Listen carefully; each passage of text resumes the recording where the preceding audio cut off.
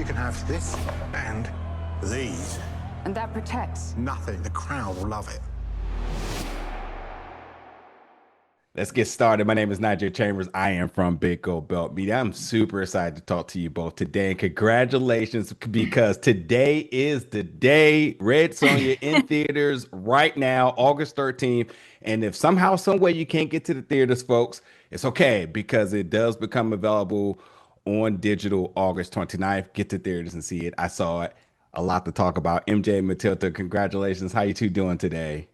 Very well, Great. thank you, honey. Lovely to talk to you.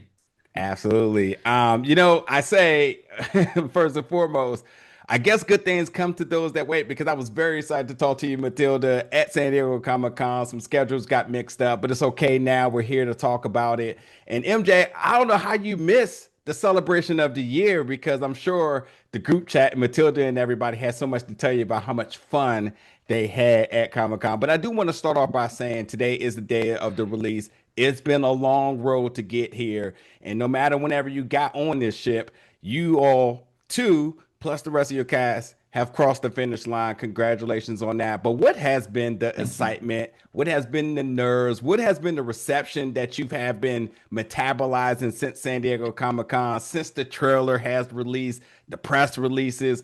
What's all the energy? What's the vibes right now for everybody?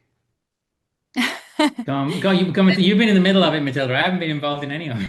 I mean, it was my first time at Comic-Con, and that like alone was a crazy experience, because we got on the floor the first morning and there was all these girls dressed up as Red Sonja, and it was like just amazing to see the fandom that Red Sonja has. And it was the first time that I got to see my cast mates again, and kind of celebrate the release of the film. I don't tend to like read reviews and watch what the internet says, because to me, it's out of my control, Yeah. really.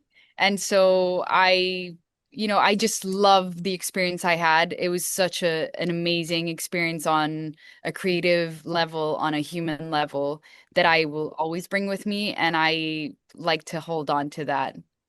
Yeah, but MJ, before you get in there, let me just say, Matilda, as a critic, I'm going to be very honest and say, it's really about the fans and that energy that you receive from the folks at Comic Cons, the folks that either they knew about Red Sonja or they casually walked into that panel. That's what matters. Those are the reasons I'm sure y'all do and make these films. It's for those folks that come in there, whether they were curious or whether they were already in love and they went out and they couldn't help but to want to tell everybody about it, and now they get a chance to see the finished project August Yeah, 13th. no, But the yeah, yeah, energy was incredible. And obviously, like, we didn't have a chance at Comic-Con to, show the film, but a week later I was in LA and we had a screening, and just, like the energy in the room and the audience and all the little like laughs and cheering, it's just like amazing to see that, yeah. absolutely. Go for it, MJ. What about you? Well, Comic-Con is my natural home. I've been there multiple times with multiple projects, and I adore it. I was heartbroken I couldn't go for reasons of unfortunate modern politics. I'm not really welcome back in America. I'm a trans woman. I'm not going to get across the border anytime soon. So I was sort of excluded from that, which was genuinely heartbreaking, because it has been such a long journey. Not just, I mean, for the movie itself. I mean, I got on board, 2 or 3 years ago to make the film, but this movie has been in development for 17 years. Yeah, That's a heck of a long time. It's not unprecedented, but it's a hell of a long time yeah, to go through so many directors' hands and writers and studio iterations to finally get the chance. And because I was a fan of Red Sonja as a character from Robert E. Howard's original writing all the way through to the kind of the Marvel's reinvention in 1973 with Roy Thomas, and then Bridget's movie in 1985, and then Gail Simon reinventing her again in 2013. I just knew that I wanted to be involved in this world, and fantasy is my great passion. So finally being able to persuade the studio to say, I am the right person for this job. I don't care what the budget absolutely. is. I don't care how much time you give me.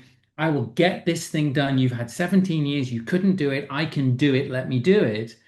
And then to sort of miss the coming out party was a little bit heartbreaking. But also the other thing is, I've done this so many times now that I don't read reviews. Greatest respect to you as a reviewer is Yeah. I can't. I don't know what to do with it. If you love the movie and you praise me, I'm British. I don't know what to do with that, right? I I'm like, I just don't know. Don't say nice things about me. I don't know what to do. And then, but if you hate the movie, that lives with me forever. If you're indifferent to the movie, that's awful, right? Yeah. So there's no response you can give me that I'm going to be happy about. So I'm just You like, sure? Because I'm gonna okay, test you.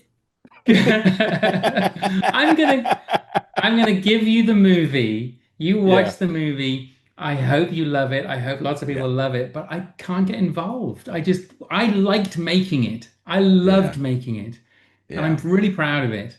The rest of the world have to decide how they respond to it now. You should be very proud. And you're absolutely right. You 1000% was the right woman for the job here. And that really does go to one of the first thing I wanted to say. But first, let's make things uncomfortable because you don't like compliments. So I'm just going to throw a few out there and see how you respond. And although I praise everybody to get to the theaters right now to check it out, I'm already thinking ahead. So I need you to Okay. make sure you stay in touch, get back to work because we need the sequel. We need to expand the world right now because we need a lot more of this ASAP. So I agree fantastic with job that. I on number agree with one. that. Mm-hmm. Mm-hmm. So one thing about Red Sonja over the years has always been about the aesthetic. We Mhm. know that amongst the likes in this world, toe to toe with somebody like the likes of Conan, but there's always been a character in some iterations, as I mentioned, has been over sexualized, and people Mhm. directly look at the bikini. The first thing you notice about in this film, which I absolutely love, is that Ren Soya is far removed from being over sexualized. In fact, she's not only just beautiful, but she's strong, she's powerful, she's a leader, she's courageous, she's a badass.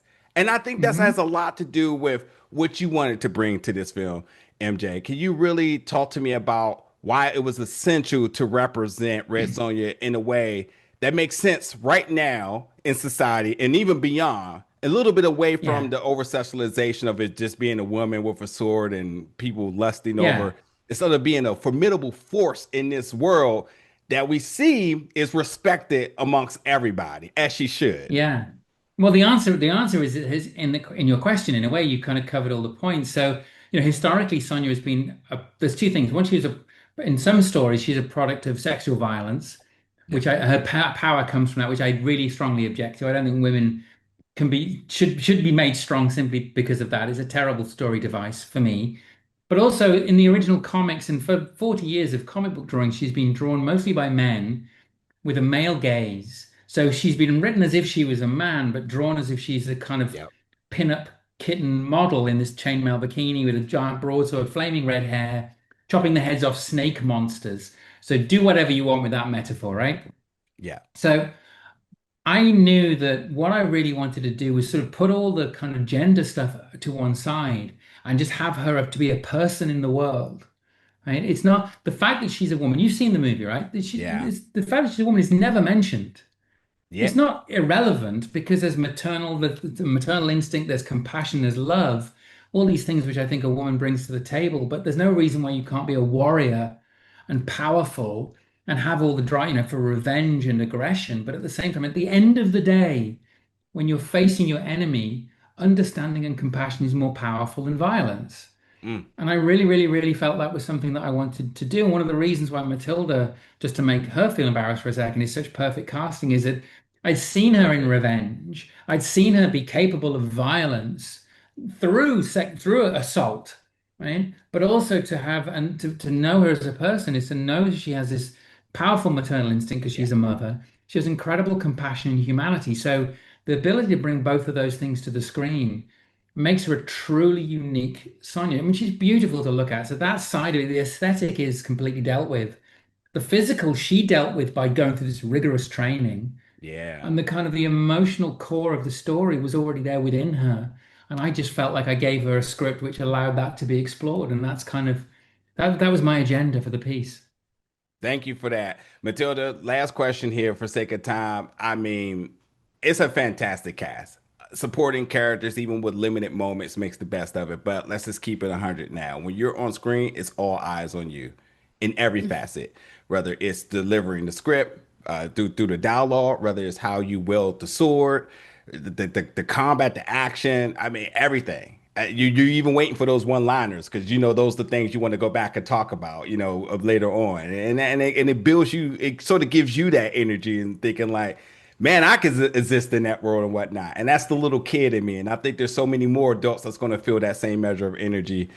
I want to know for you, and this is a little compound question for the last question is the first time you saw yourself on screen, what did you think? What do you hope that this represents? And then ultimately, one thing I'm sure nobody has probably asked about yet, the bond between her and her horse is something that I just had the biggest soft spot for, and it's such a pivotal element of the story. So obviously there had to be a measure of training being done there too. So yeah, when you the first time you saw yourself working with the horse, and what do you hope that people take away from your performance, and not just what they see on screen, but a lot of the metaphorical messages that's within her story as well. And again, congratulations to you both, and get back to work, please. So I'm not English, I'm Italian, but I still don't know what to do with the compliments. So thank you.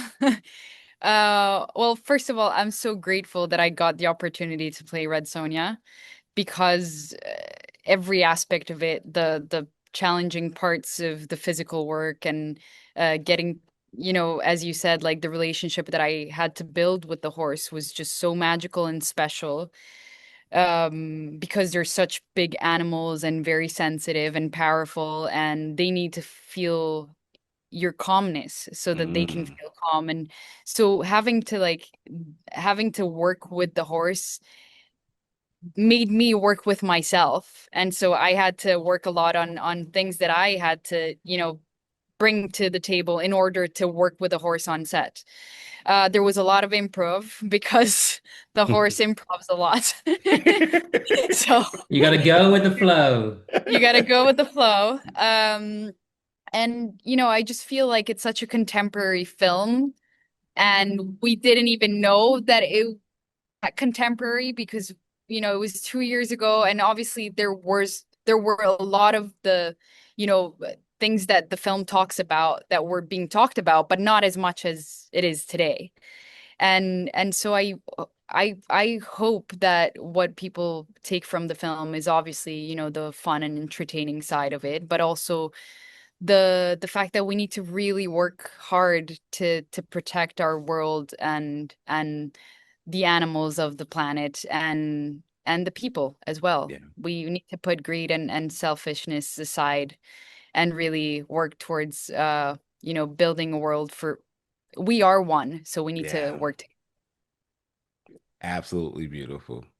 Well, thank you both so much for your time and congratulations. As I mentioned, today is the day Red Sonja is in theaters. Step over to redsonja.movie to see where the film is shown in your local areas. And I would suggest, once again, to see it on the big screen. But just in case that you can't, it will be available digitally August 29th. Congratulations on this, you two and everybody involved.